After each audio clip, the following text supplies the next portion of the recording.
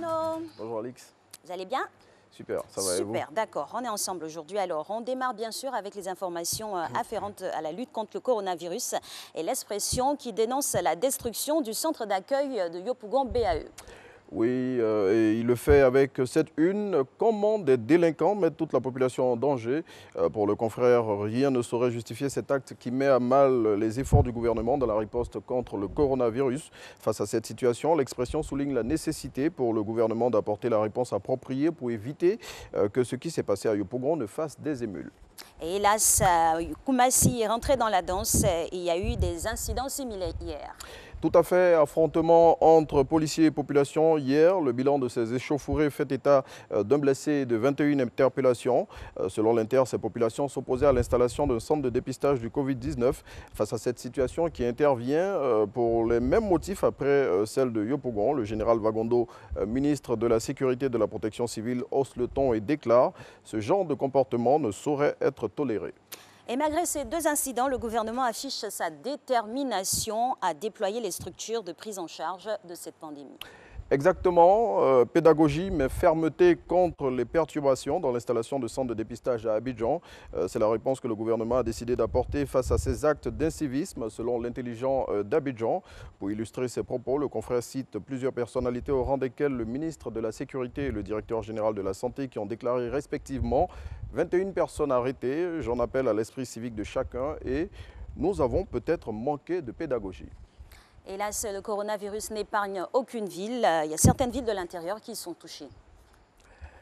Le nombre de contaminés, on dira plutôt Covid-19, continue de s'accroître et c'est le cas de le dire. 62 nouveaux cas ont été enregistrés hier, portant à 323 le nombre total de cas confirmés. Heureusement, le nombre de personnes guéries, lui aussi, est en hausse. On enregistre désormais 41 cas de guérison en Côte d'Ivoire, selon le ministre de la Santé et de l'Hygiène publique.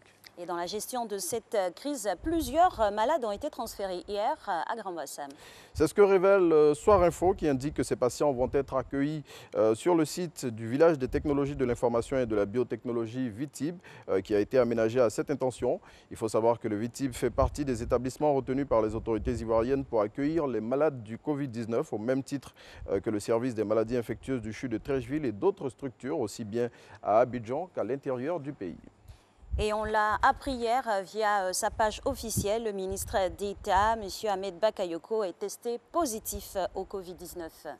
C'est l'information livrée hier, vous l'avez dit, par voie de communiqué par les services du ministre d'État, ministre de la Défense. Selon cette note, suite à un prélèvement effectué le dimanche dernier, le maire d'Abobo a été déclaré positif au coronavirus.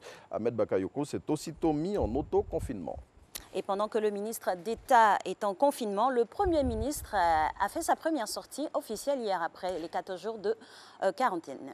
Tout à fait, Amadou Gon Koulibaly a repris ses activités professionnelles hier lundi à la primature après la fin de son autoconfinement qui avait été décidé, on se le rappelle, le 24 mars dernier après qu'il ait été en contact avec une personne testée positive au Covid-19. À cette occasion, le chef du gouvernement, selon Abidjan.net, a félicité les Ivoiriens de toutes les couches socio-professionnelles, les membres du gouvernement et les partenaires au développement pour leur engagement à mettre fin à la pandémie. Et autre effet de cette maladie, les mesures d'isolement de la capitale économique ivoirienne. Les demandes d'autorisation de sortie d'Abidjan ne se feront plus à l'école de police de Cocody. C'est ce qu'indique Soir Info, selon le quotidien qui cite une source proche du ministère de la Sécurité et de la Protection civile. Cette décision a été prise pour éviter les nombreux attroupements constatés dans cet établissement. Ainsi, toujours selon le confrère, la demande devrait désormais se faire en ligne. Plus de précisions dans Soir Info. Et Fraternité Matin était de sortie pour terminer. Oui, le journal pro-gouvernemental a accordé une interview au ministre de l'économie et des finances.